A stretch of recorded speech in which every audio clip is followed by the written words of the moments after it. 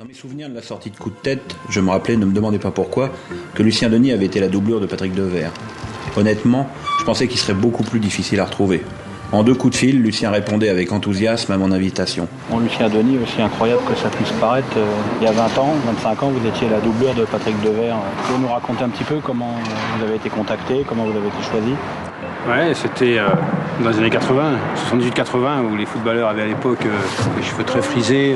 J'avais apparemment une petite ressemblance avec Patrick Devers, puisque c'est Jean-Jacques Hano qui était venu faire un repérage au stade Abbé Deschamps un an avant. On s'était présenté, il m'avait demandé de me laisser pousser la moustache pour ressembler le plus possible à Patrick Devers. Et voilà comment ça a commencé, quoi. Ça restait quand même très très limité, hein. C'était simplement des actions, balle au pied, souvent filmées de profil ou de dos.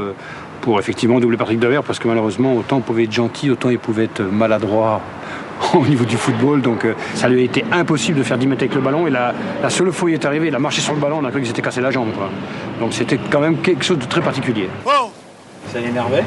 Ah, fortement. Parce que ce jour-là, je me rappelle, il s'était retourné vers Jacques Hano, il avait dit écoute, tu me fais chier avec ton football.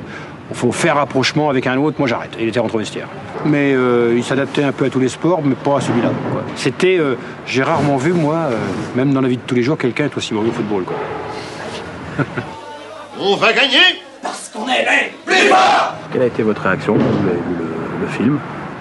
Ben moi j'ai été agréablement surpris parce que c'est vrai qu'on avait tellement répété à chanter, à courir, des dizaines et des dizaines de fois, on se demandait tous ce que ça allait donner et puis finalement on a été hyper content du résultat, quoi.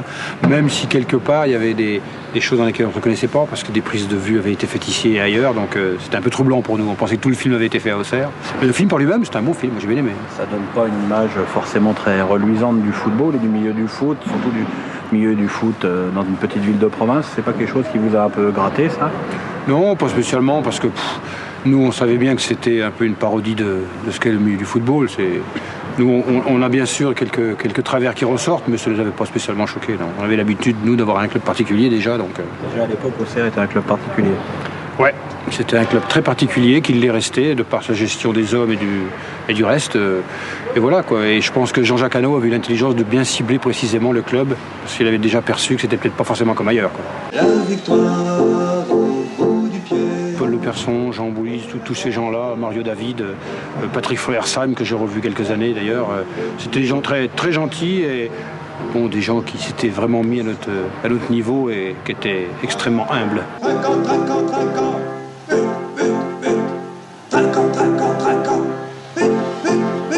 Il était à la fois gentil, mais effectivement très préoccupé. Je me souviens que moi, il voulait absolument me donner son chien. Il avait un chien, un épinal breton qui s'appelait Caramel, et il voulait absolument me le donner, quitte à se fâcher, parce que j'en voulais pas, quoi. Mais il n'y avait pas que ça. On sentait qu'effectivement, dans ses propos, il n'était pas bien dans sa peau. Il venait pour la douche avec nous, il nous parlait de choses et d'autres. Il était extrêmement gentil, mais il y avait quelque chose qui n'allait pas, quoi. Aujourd'hui, le niveau du football en France est devenu exceptionnel, en tout cas au niveau de son équipe nationale. Être la star de son village, c'est encore quelque chose d'important. Ouais, mais je pense qu'aujourd'hui, quand on est football professionnel, on n'est pas la star du village, hein. On est la star nationale, voire européenne ou mondiale.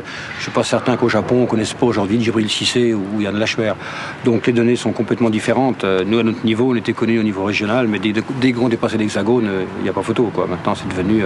ce sont des artistes. Ce sont vraiment des gens qui font, pas forcément un métier, mais qui font du spectacle. Donc voilà le terrain des exploits, quoi. C'est là qu'en 1980, j'ai eu le bonheur de marquer le deuxième but auxerrois contre Cannes. Le but qui faisait monter Auxerre en division 1. Le bonheur de toute une ville. Ça s'est passé comment? Un ballon sur la droite ici. Je prends le ballon sur le côté droit, suite à un coup franc de Dominique Cuperli de l'autre côté. Et je dribble 3 défenseurs cannois. J'arrive à hauteur des 6 mètres, je frappe, elle tape à transversale et elle rentre dans le but. Voilà, il restait 8 minutes à jouer. La J Auxerre était en D1. Comment on passe de la lumière, d'être un joueur de l'équipe première de la JA à l'anonymat relatif, d'être quelqu'un finalement de normal qui, comme vous, travaille à la mairie? Je pense... difficile à vivre? Non, pas spécialement, parce que je pense qu'à notre époque, on devait s'y préparer et puis qu'on avait certainement, sans vouloir jeter un petit peu le dévolu sur les joueurs d'aujourd'hui, mais certaines valeurs qu'eux n'ont pas forcément, notamment la valeur de l'argent. Donc moi, j'ai pas honte de dire aujourd'hui, je travaille à la mairie d'Auxerre pour 9 000 francs par mois. Je suis pas certain que si on propose ce job-là à Djibril Cissé, il acceptera de venir pour ce tarif-là. 9 000 par jour. Ouais. 90 000 par mois. Merci.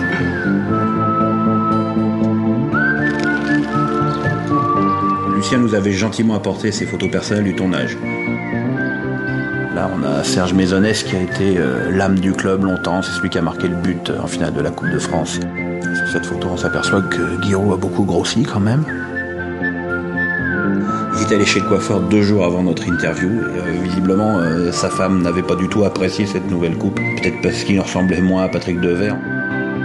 Depuis, il est retourné travailler à la mairie d'Auxerre avec son petit vélo. Et il revient à chaque match au stade pour commenter les exploits de la GIA sur une radio locale.